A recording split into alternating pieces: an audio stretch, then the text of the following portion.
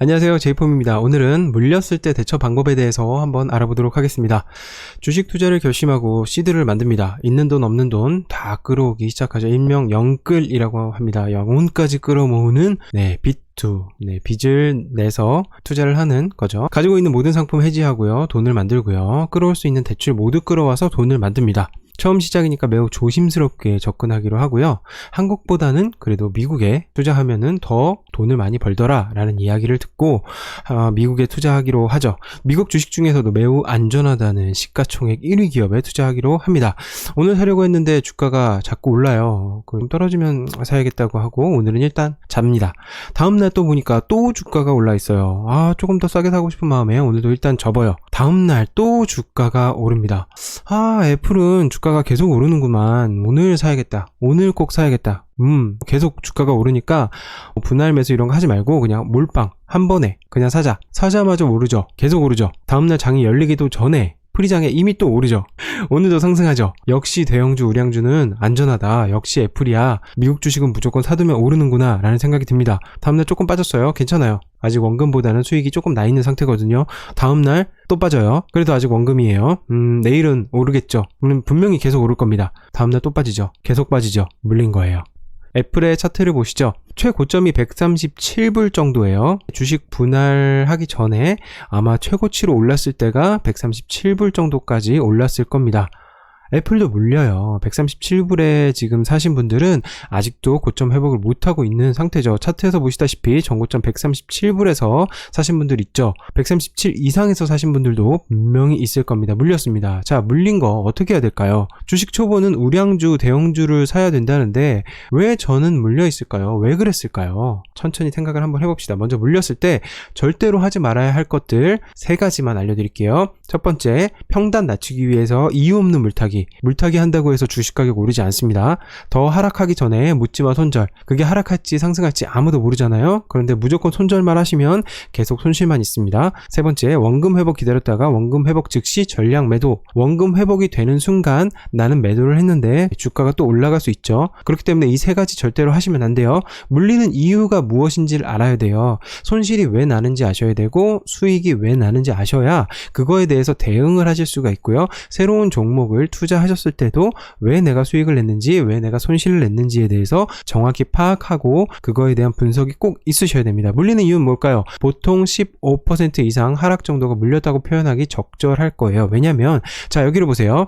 손실률이 마이너스 3부터 마이너스 50%까지 있는데 마이너스 3%까지는 3% 정도의 수익률을 내면 원금 회복이 돼요. 그리고 마이너스 5% 정도면 뭐 비슷합니다. 그런데 급격하게 수익률이 올라가야지 손실, 원금 회복을 할 수 있는 게 바로 15% 정도 부근이에요. 15% 이상 넘어가잖아요. 20% 손실이 있을 때는 나는 25%의 수익이 있어야 원금 회복이 됩니다. 25%는 33%, 30%는 42%, 40%는 66%, 50%는 무려 100%의 수익률이 있어야 원금 회복이 되는 거예요. 15% 하락부터 원금 회복까지 수익률이 급격히 늘어나기 때문에 애플 주식을 137달러에 샀다면 110달러 근처에서는 급격히 공포를 느끼기 시작하죠. 왜냐하면 15% 이상 빠졌거든요. 그렇다면 오를 때까지 그냥 참는 게 맞을까? 일단 시작부터 리스크였죠. 주식은 적정가에 사서 비싸게 파는 게 아니에요. 그렇게 파시면 계속해서 손실만 입으실 겁니다. 싸게 사서 적정가에 파는 겁니다. 그럼 싼 값은 얼마고 적정가는 얼마냐?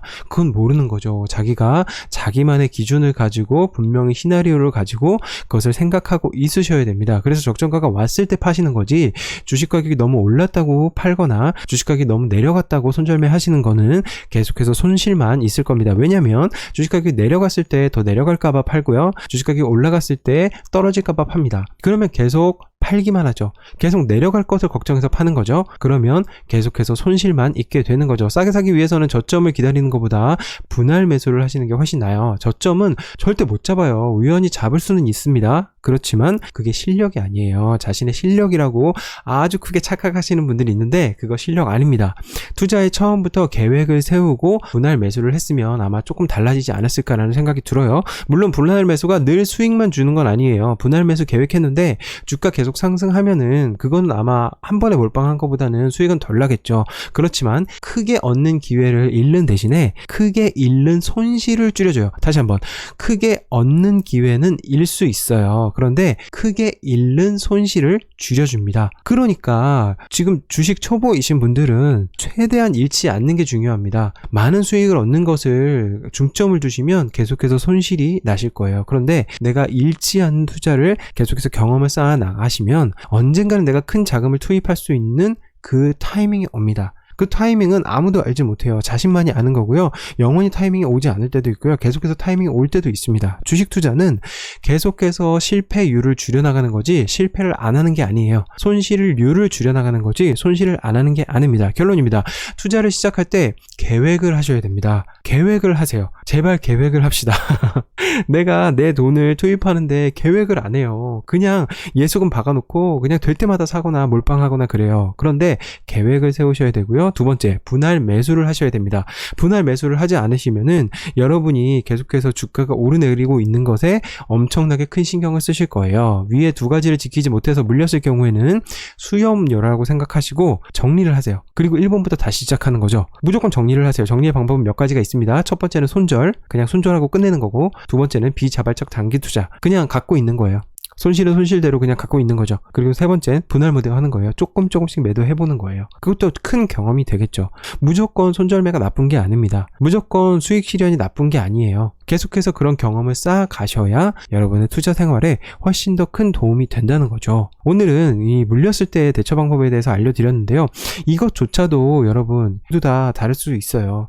내가 다르고 다른 사람이 또 다르고, 그렇기 때문에 투자는 누군가에 대해서 이렇게 수업을 받거나 이래서도 투자가 아주 실력이 늘거나 그러지 않는 이유는 제각기 다 달라요. 개인마다 투자 성향이 다르고요. 투자하는 추구하는 것도 다르고요. 그러니까 나만의 무언가를 꼭 찾으셔야 된다는 겁니다. 나만의 무언가를 찾지 않으시면 여러분이 투자해서 계속해서 손실이 나고 성공을 거두지 못하실 확률이 굉장히 큽니다. 하지만 나만의 무언가를 찾으셨을 때, 투자의 기법이나 투자의 이론을 찾으셨을 때, 시나리오를 찾으셨을 때 수익이 나기 시작할 겁니다. 오늘은 물렸을 때 대처 방법에 대해서 알아봤고요.